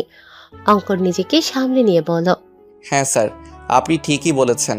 আমি একটা বাইরের ছেলে, যা আমি আগে থেকেই জানি। তবে আপনি এটাও ভুলে যাবেন না, আমি একজন সিআইডি অফিসার। আর একজন সিআইডি অফিসারের কাজ সম্পর্কে আপনার নিশ্চয়ই ধারণা আছে। আমি যে মিথ্যা বলছি না তার প্রমাণ এখনই পেয়ে যাবেন মিস্টার ইমতিয়াজ চৌধুরী। অঙ্কন একটু দূরে গিয়ে ঈশানকে কল করে বলল, ঈশান, বাচ্চাদের নিয়ে এসো। জি স্যার। 5 মিনিট পরে ঈশান বাচ্চাদের নিয়ে এলো। বাচ্চাদের দেখে সবাই যতটা না অবাক হয়েছে, তার থেকে বেশি অবাক হয়েছে বাচ্চাদের এই চৌধুরী মঞ্জিল থেকে বের হতে দেখে। ইমতিয়াজ চৌধুরী এসে আঞ্জুমারা চৌধুরীকে বললেন, তার মানে সব সত্যি? তুমি এসব করেছো মা? আমার ভাবতেও ঘৃণা হচ্ছে। তুমি আমার মা, আমি একজন অপরাধী সন্তান। সবটা যখন জেনে গিয়েছো তাহলে এটাও জেনে রাখো, আমি তোর মা না। মানে কি বলছো তুমি? তোমার বাবা ঈশাকের ড্রাইভার ছিল আমার স্বামী আতিকুর। একটা অ্যাক্সিডেন্টের সময় তোমার বাবাকে বাঁচাতে গিয়ে আমার স্বামী ঘটনাস্থলে মারা যায়। আতিকুরের মৃত্যুতে আমি আর আমার 10 বছরের ছেলে আব্দুল্লাহ দিশেহারা হয়ে পড়ি। ঈশাক ছিল অনেক দয়ালু। সে আমাকে আর আব্দুল্লাহকে এই চৌধুরী মঞ্জিলে নিয়ে আসে। এইখানে এসে আমার রাজরানী হওয়ার স্বাদ জাগে। তোমার মাকে দু চোখের বিষ মনে হতো আমার। আমি একদিন সুযোগ বুঝে তোমার মায়ের খাবারে ঘুমের ঔষধ মিশিয়ে দেই, আর তোমার মা ঘুমিয়ে পড়লে তাকে বালিশ চাপা দিয়ে মেরে ফ্যানের সঙ্গে ঝুলিয়ে দিয়ে আত্মহত্যা নামে চালিয়ে দেই। আর বুদ্ধি করে তোমার মায়ের হাতের লেখা নকল করে একটা সুইসাইড নোট লিখে রাখি যে আমার মৃত্যুর জন্য কেউ দায়ী নয়। আমার স্বামীর কাছে আমার একটা অনুরোধ, আমার যেন পোস্টমর্টম করা না হয়। ব্যাস, বোকা ঈশাক তার প্রিয়তমা স্ত্রীর কথা রাখতে গিয়ে জানতেও চায়নি তার স্ত্রীর মৃত্যু কিভাবে হয়েছে। প্রিয়তমা স্ত্রীকে হারিয়ে ঈশাক অনেক ভেঙে পড়ে। আমি সেই সুযোগটা কাজে লাগিয়ে দিলাম। আমি তাকে নানাভাবে বোঝানোর চেষ্টা করলাম সে যেন সব ভুলে নতুন জীবন শুরু করে। তুমি তখন খুব ছোট। ঈশাককে বললাম তোমার জন্য একটা মা প্রয়োজন, না হলে তুমি মানুষের মতো মানুষ হতে পারবে না। এতে ঈশাক রাজি হয় না। ঈশাক বলে দ্বিতীয় কোনো নারীকে তার জীবনে গ্রহণ করবে না। সে একাই তোমাকে বাবা মায়ের স্নেহে ভালোবাসা দিয়ে বড় করবে। পরে আমি তোমাকে ব্যবহার করি, নানাভাবে তোমাকে নিজে আঘাত করে নিজেই সারিয়ে তুলি। তোমার বাবার সামনে প্রমাণ করি আমি তোমার মা হওয়ার যোগ্য। ঈশাককে অনেক বোঝানোর পর তোমার কথা ভেবে তোমার বাবা আমাকে বিয়ে করে। তারপর সুযোগ বুঝে তোমার বাবাকেও মেরে দেই আমি। ছি ছি ছি, এত নিচু তুমি! মনে হচ্ছে তোমার মুখে থুতু ছুঁড়ে মারি। তুমি পারলে এতগুলো মানুষের বিশ্বাস নিয়ে খেলতে? শুধুমাত্র তোমার জন্য আমার ছেলেটাকে আমি ভুল বুঝেছি, তাকে বাইরে ছেলে উপাধি দিয়েছি, এমনকি তাকে থাপ্পড় দিতেও আমার হাত কাঁপেনি। এই মুহূর্তে আমার মনে হচ্ছে তোমাকে ফাঁসির দড়িতে ঝুলে দিতে পারলে আমার মন শান্তি লাগতো। অঙ্কন বলল, আপনি চিন্তা করবেন না স্যার, সে একজন খুনি ও পাচারকারীদের লিডার। ফাঁসির দড়ি তার জন্য বরাদ্দ রয়েছে। ও সুইটার, একটা কথা বলতে ভুলে গিয়েছিলাম, তুমি একা ফাঁসির দড়িতে ঝুলবে না। তোমার আদরের ছেলে আব্দুল্লাহ, যার জন্য এত কিছু করেছো তুমি, সে আব্দুল্লাহও তোমার সাথে ফাঁসির দড়িতে ঝুলবে। আমি আমার দোষ স্বীকার করে নিয়েছি। প্লিজ আমার ছেলেটাকে ছেড়ে দাও। ও তো কোনো খুন করেনি, ও শুধু আমার সঙ্গ দিয়েছে। ওকে প্লিজ ছেড়ে দাও। কেউ ছাড়া পাবে না। তুমি না মা? কেমন মা তুমি? মায়েরা সন্তানদের সঠিক শিক্ষা দেয়, আর তুমি নিজের হাতে অপরাধী তৈরি করছো। অপরাধ করার আগে তোমার ভাবা উচিত ছিল এর ফল কেমন হবে। এখন যাও, 14 শিকের মধ্যে গিয়ে মা ছেলে মিলে কোটি কোটি টাকার হিসাব করো। চলো সুইটার। 1 মিনিট দাদু ভাই, জীবনে কখনো ভালো কাজ করিনি আমি, পাপের সাগরে ডুবে থেকেছি।